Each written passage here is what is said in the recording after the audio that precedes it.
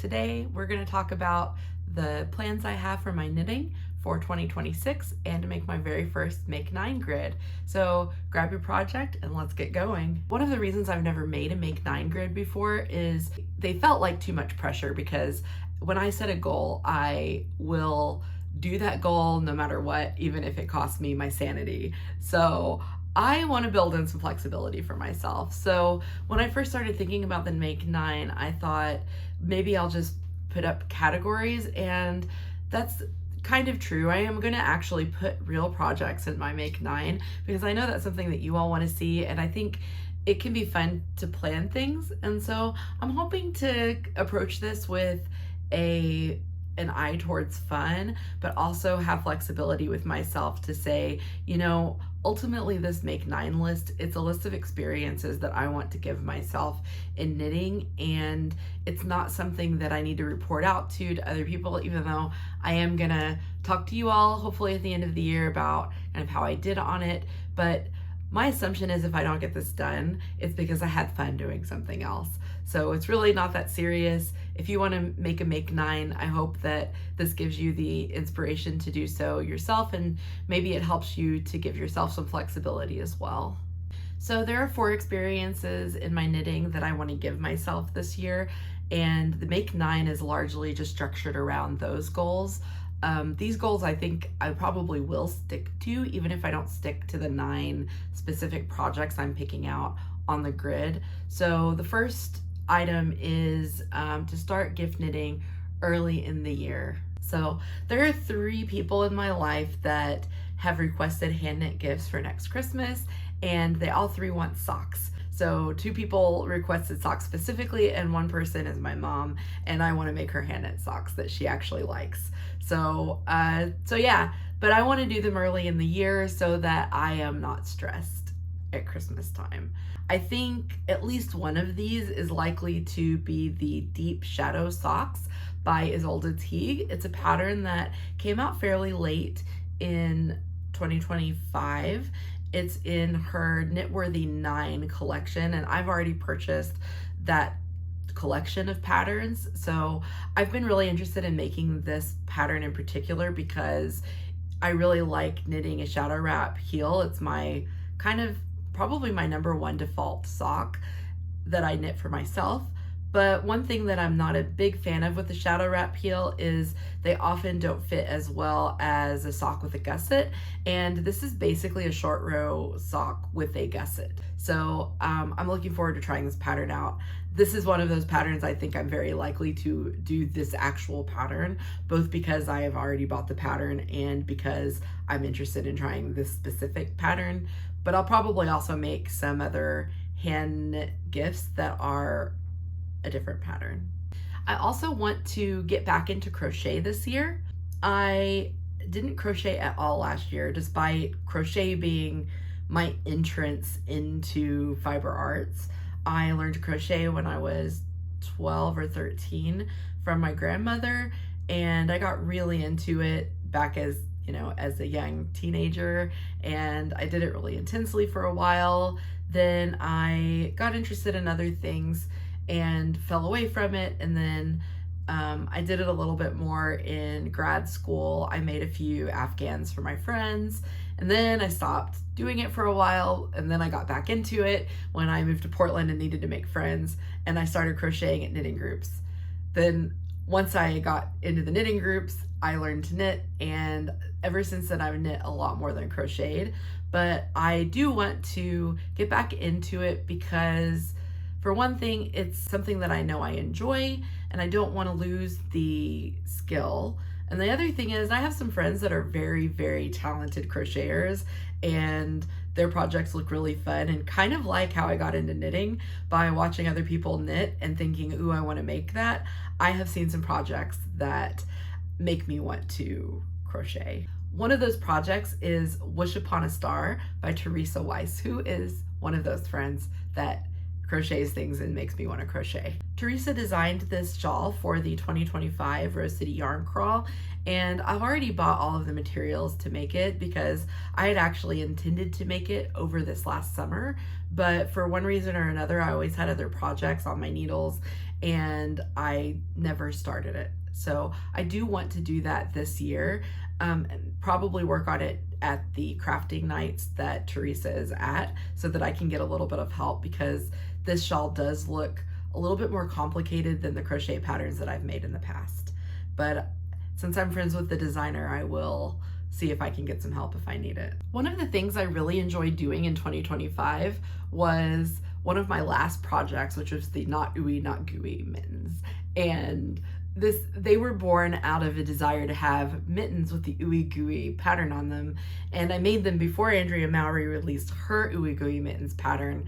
And so I basically took the color work chart from the ooey gooey cowl and put it on a mitten, and I started with fingerless mitt pattern, and I altered that pattern to add thumbs, like the whole thumb finger, and the tops of the fingers I used the toe of a sock.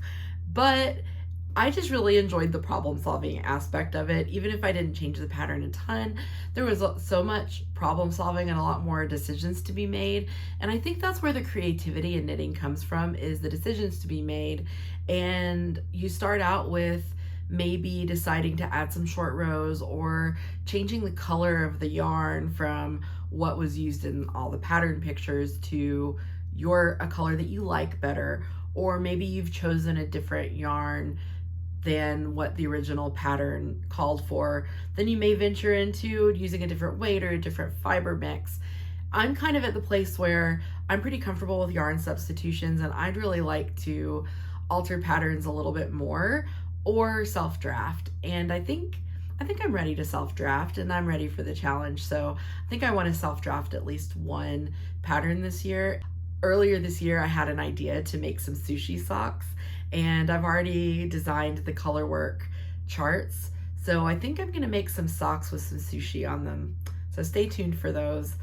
If I don't make those, I have a couple of other ideas that I have in a little notebook, and I might make one of those instead. But right now I'm most in the mood to make some sushi socks. It's January, and one of the things that I've really been enjoying watching on YouTube, not related to knitting or spinning or anything like that, has been the Project Pan videos and the Project Pan follow-up videos.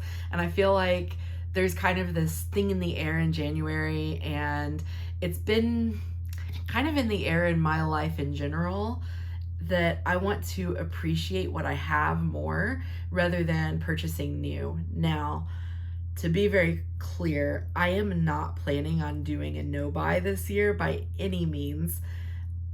I really enjoy going to fiber festivals, and I probably will buy a thing or two, but I do want to put a focus on enjoying what I already have and using what I already have. So I will likely be driven to buy less this year, and part of that is I want to dig into my deep stash and maybe not so deep stash to use what I already have. So the rest of these categories are all categories of yarn that I've already purchased. Some of them I've purchased for these projects and I just haven't cast on yet. So the first category here is to use a bulky weight yarn. For that, I've chosen the Plumped Up Cowl by Andrea Mowry. This is a pattern that I've wanted to make since I made the Plumped Up Harlow last year. The Plumped Up Harlow is my default winter hat. I think I wore it just about every day last winter since I cast off, and it surprised me how much I liked it. While I was at Canmore last year, I actually bought 2 skeins of the Grocery Girl Spin Cycle colorway in Plump, and I bought another skein of bulky weight yarn from one of the hand dyers there, I think Ginger Snap yarns, to knit this as kind of that as my contrast color, to knit this exact pattern. So and then I've also kind of accumulated some other skeins of Plump with the intent to make more plumped up Harlows and plumped up cowls, and I just haven't made them. So definitely want to make at least one bulky weight project this year, and the plumped up cowl is almost sure to be one of them. The next yarn in the use what I have category is to use a self-striping yarn. I, as you may know, subscribed for a while to the Freckled Whimsy Yarn Club. I had the regular yarn club for a while, and then I switched over to the, oh man, the one that's kind of nature inspired. And every month they sent a skein of yarn plus the self-striping plus the mini skein. And I was knitting a pair of socks every month for a while, but that yarn has so much yardage, it's really enough to make 2 pairs of socks. So even the months that I knit a pair of socks every month, I only ever used half of the yarn that I was sent. There's only one skein of that yarn that I've pretty much completely used up, and that was from the month of December last in 2024 when I knit 2 pairs of socks in 1 month with the same skein of yarn. And aside from that, I have a lot of self-striping yarn to get through, so I need to make a project with self-striping yarn. I will probably make multiple projects with self-striping yarn. In fact, some of those socks I have planned are going to be with self-striping yarn as well. One of the patterns that I have my eye on is called Stripe Tease, and it's by General Hogbuffer on Ravelry, who is Holger from Game of Wool. This looks like a really cool pattern. It's very different construction from other socks that I've knit before. It looks like I'm gonna get a lot of practice picking up stitches, as this is not intarsia. This is knitting a strip of self-striping stockinette, and then picking up stitches along the side and applying the next strip of color. At least that, you know, from his description, that sounds like what it's going to be.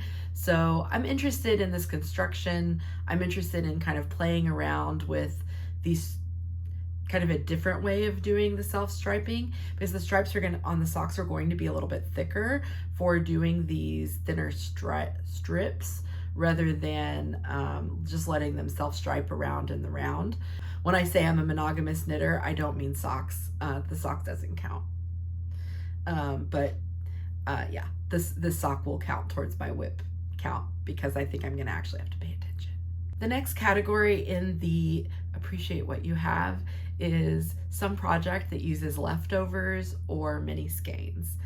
And probably what I will end up doing with this is making a Coffeehouse fade pullover. This is a pattern by Sarah Opie, and it is designed for a fade mini set. And I have a mini set that I bought. I think this is my 2024 advent calendar. It might have been 2023. I bought it from Grenowy Fiber Company. Grenowy, I'll have to put the name up. I really enjoyed what they posted on their Instagram about the fade. I actually don't remember what colors are in it, and so it's going to be a surprise all over again. I haven't opened any of the little packets, so I'm gonna open it like an advent, I think, and use up this fade. I know the colors were really moody and kind of with a gray undertone, which is why I ordered it, because that seems to be the dyeing style of Grenowy, and that is something I think will be very wearable for me in addition to, you know, being a fun little yarn advent. I don't know if I'll ever buy a yarn advent again, just because it is kind of challenging to use them, but I'm going to enjoy this one at least. I do have a lot of leftovers as well to get through, so I might make 2 of these, but I'll definitely be making one, whether it is the Coffeehouse fade with this advent, or if I just choose to dig into my fingering weight scraps and make something that's truly scrappy. Something there's kind of a lot of in my stash as a spinner is handspun yarn. I feel a little bit differently about the handspun yarn than some of the commercial yarns that I have. The commercial yarns, I'm somewhat not using them because I'm being distracted by other things, but the handspun, some of the reason I haven't been using it is because I've been feeling really precious about it. But everything I've ever made out of handspun yarn, I've loved, and I've enjoyed the making of the thing with the handspun, and the item is always extra special. So it's really silly to not use it. I've admired these skeins long enough and I'd really like to use the Handspun. This is maybe not very creative, but I think I will make a Jaunty by Andrea Mowry out of some of my Handspun. Yeah, I have a lot of Handspun. I don't even know what I will make, like what size I'll make with the from the Jaunty. I think the hardest part is going to be picking the yarn because I have so much of it. In addition to using Handspun that I already have, I also want to appreciate my fiber stash by spinning the fiber I already have. And one of the items I have on my list is to do a project-specific spin. You may see in the background that I've got a drum carder set up, and that is because I am working through processing a fleece that I bought last summer at Black Sheep Gathering. Over the summer, well, very late in the summer, I washed it, and there's 9 pounds of it to get through. Actually, I don't know that it still weighs 9 pounds. It was 9 pounds as a raw fleece, but I have 9 pounds of fleece to process, and it's a black and white fleece. So my plans were to knit a colorwork sweater using only one fleece because I have black, I have white, and I theoretically could make shades of gray in between the black and white to knit even a multicolored colorwork sweater. So that's the plan for that fleece. And the pattern that when I saw it, it was after I bought this fleece, and it just really sung to me, and it really, I think it fits this project perfectly. It is the Misty Pine sweater by Michelle Frazetta, who's Mishi Fraz here on YouTube. The Misty Pine sweater has kind of a large motif. You can either do a large motif or a small motif. I'm definitely going to do the large motif.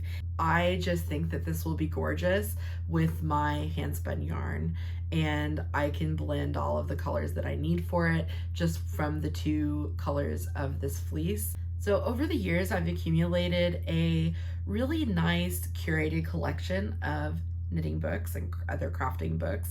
And in those crafting books, there are patterns that I was interested in making, and I haven't really made patterns out of my books as much as I expected to, or as much as I'd like to be doing. And one of the books that I bought last year in 2025 was Kindred Knits by Alex Bird. And I bought this for a specific pattern in this, which I'm working on now, called the Orov cardigan, but I'm not going to count that. I bought this book just to make the Orov cardigan. Realistically, it's a $50 book, and I should probably make more than one pattern out of it. The other patterns in here that have really intrigued me are patterns like, she has some patterns in here that are lace overlay on top of kind of stockinette background, and she uses, I believe, a DK weight yarn to knit the background and then puts a lace weight mohair on top of it. And I have some cashmere from Italy that I think I would really like to put as my lace overlay on these. That I may not use that, I may use something else, but I think this would be a good use for leftover mohair. I don't have a lot of leftover mohair, but I might use my Italian lace weight yarn, lace weight cashmere for this, or I may use another leftover lace weight, but I would like to do some of the lace overlay. I think that it's such a great idea, and I'm really curious as to how those come together. So the Täppid mitts are going to be on my list for this year. And if I like doing that, she also has a sweater with the lace overlay that I think would look really nice and that I'd also like to do. So now you know what I plan to do for the year, but if you want to know what I actually end up doing, you're gonna have to catch me in my future videos. The best way to do that, of course, is to subscribe. And if you do so, I hope to see you in the next one. Bye.